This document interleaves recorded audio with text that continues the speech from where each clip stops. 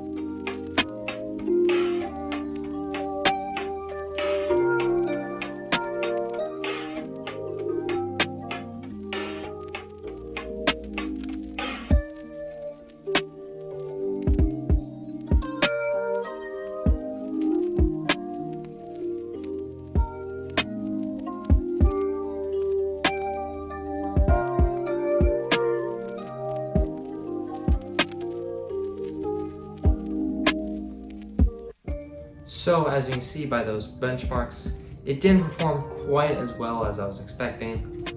During Warzone at 720p, it wasn't really holding up at 60 FPS at all. It was more like 30 to 45 average, and it did seem to stutter while I was playing it, so wasn't too happy about that. However, in Fortnite and CSGO, the more esportsy titles, easy to run stuff, performed quite well. They're averaging, I think, 100 something FPS, and it could still offer a very competitive experience for someone on a budget. And for $250, playing esport titles, still not a bad deal. So in total, it was $250 for the PC. I ended up spending roughly $15 on a Windows key, just to make it a little more professional, and walked out of it with $370. So there you go. There's 50. There's 4 50s here, so that's 200, 20, 40, 60, 80. That's 300, and then that's 70,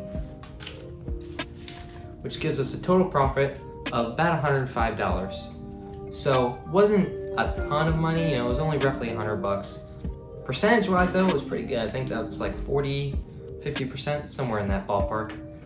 Pretty good flip, I'd say, and very repeatable process as long as you can make sure you have computers that you can buy cheap and then sell. So that's about all I got for you guys. If you enjoyed this video, feel free to leave a like and consider subscribing for more content. As always, see you later.